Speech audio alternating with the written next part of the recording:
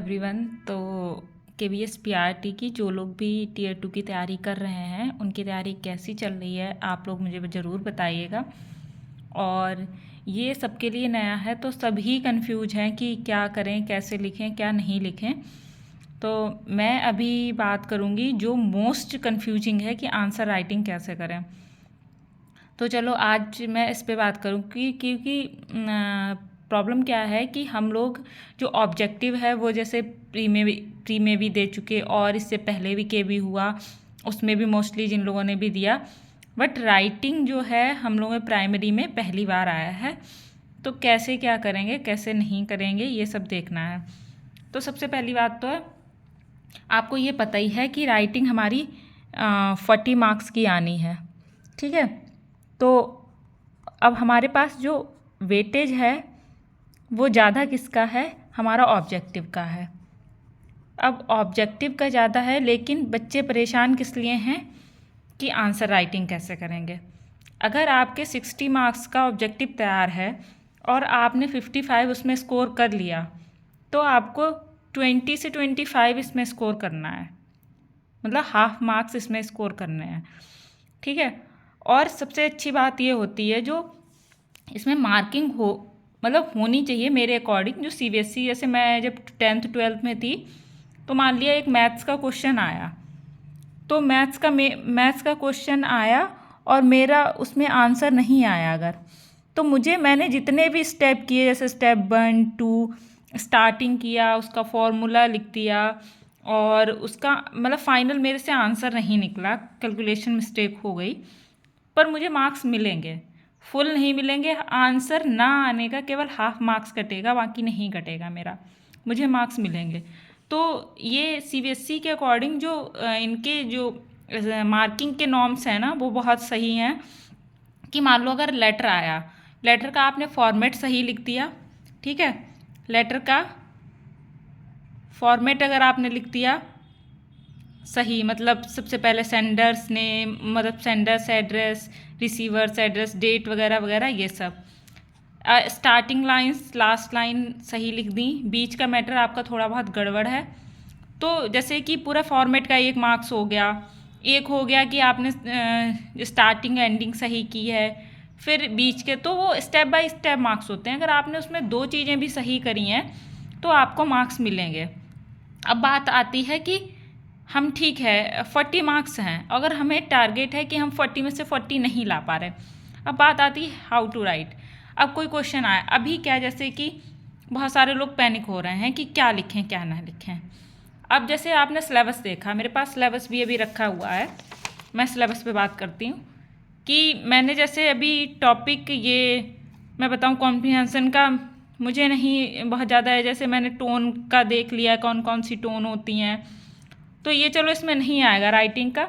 उसके बाद फॉर्मल और इनफॉर्मल लेटर, मैंने क्या किया, मैंने इसके फॉर्मेट देख लिए, जैसे मैं दिखाऊँ, मैंने लिख के भी देखा है, इसका फॉर्मेट देखा और उसके बाद मैंने ये एक लेटर लिख के देखा है, ठीक है।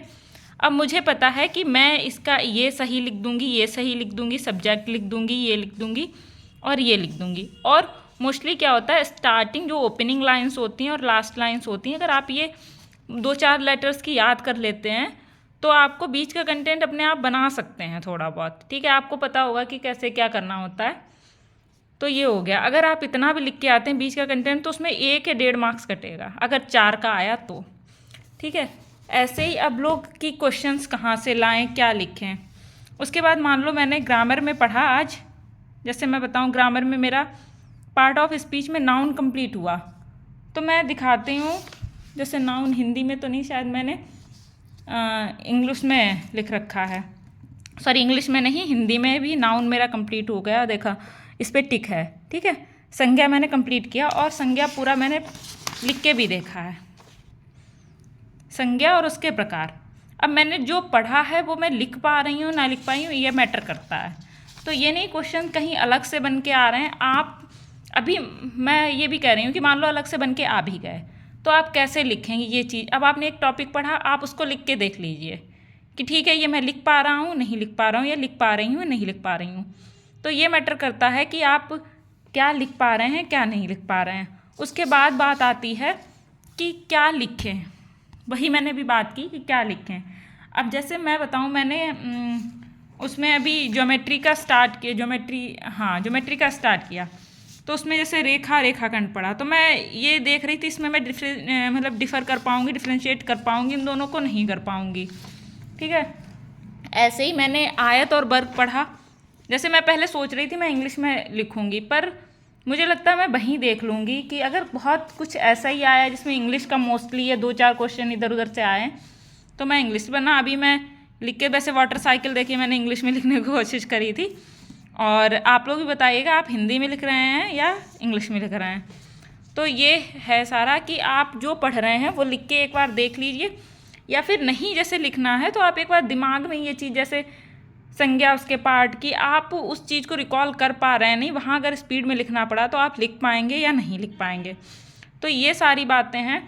वरना और रही बात 10 क्वेश्चन होंगे, अभी किसी को भी नहीं पता है कि ये 10 क्वेश्चन किस उससे मतलब कितने मार्क्स के आएंगे, 1-1 मार्क्स के 5 आ गए या 2 मार्क्स के आ गए या 4 का आ गया, क्या हम लोग क्या वो लगा रहे हैं सब लोग कि 4 मार्क्स के 10 क्वेश्चन आएंगे तो पूरे 40 मार्क्स का हो जाएगा।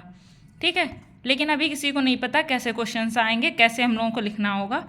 तो अभी सबसे इम्पॉर्टेंट चीज़ ये है कि हम लोगों को फोकस करना है कि हम जो भी पढ़ रहे हैं वो लिख पा रहे हैं या नहीं लिख पा रहे हैं।